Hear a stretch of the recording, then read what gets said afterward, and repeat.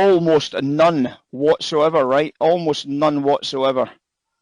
So, when you look at that and you can obviously recognize how desperate this was becoming, it made it quite obvious that when we got these lower yields, that there was going to be an awful lot of demand into this phase here to try and get that yield up for the concession. That's the sell on bonds. And that's what we're obviously trying to be involved with, that particular part of the process. But obviously we've really struggled to make much more of today's business. And that's absolutely fine. I mean, it is what it is. There's not much we can say or do about it. It's going to just be interesting to see how many people buy this auction price and whether we get a complete collapse in the auction itself, which would mean that you'd expect to see the direct dealers picking up a whole wad of stuff in here. And obviously post-auction, you'd expect to see a wad of supply hitting the markets from the direct dealers.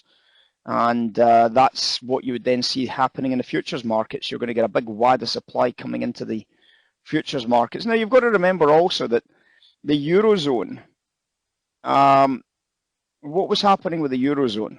They issued, or they didn't issue, they talked about issuing a significant, and we're talking about a very significant bond for energy and defence as a Eurozone issued bond.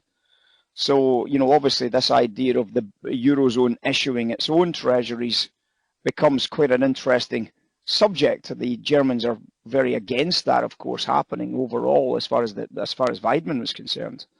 But now the Eurozone is getting into the possibility of doing their own massive bond issuances as a Eurozone.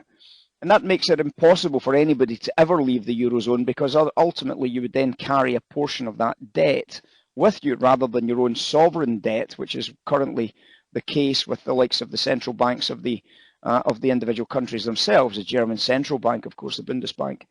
And that's something that changes the nature of the Eurozone to an independent state. And that's what the Eurozone's plan has been all along, is to change the Eurozone to an independent state with its own independent army, run by unelected bureaucrats, of course, which you can't ever replace.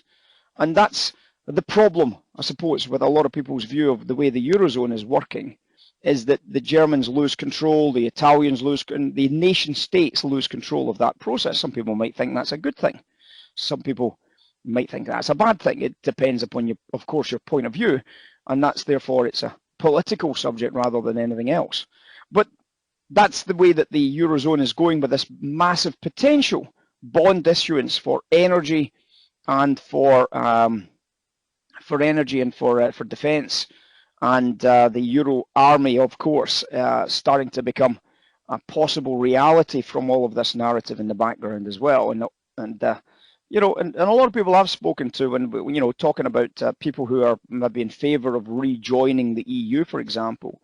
The question I like to put to them is, well, would you like Brussels to be telling you that you're going to war in Ukraine?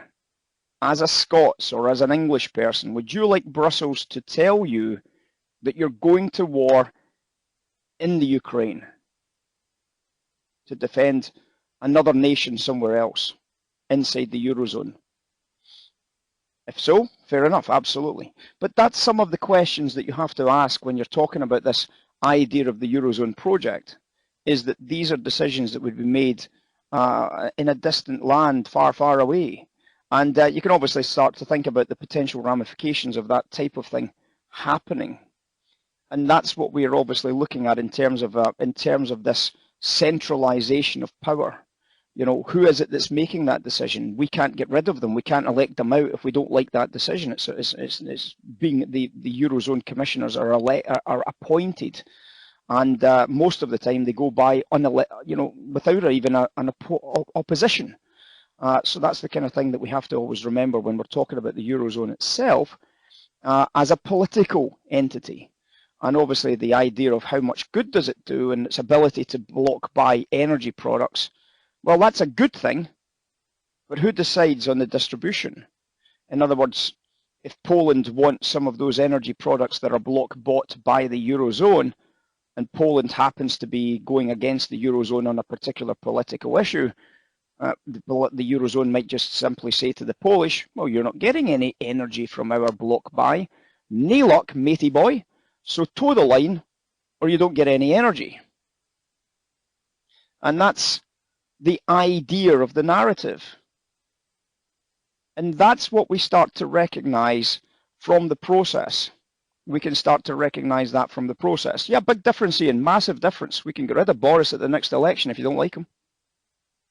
End of story, right?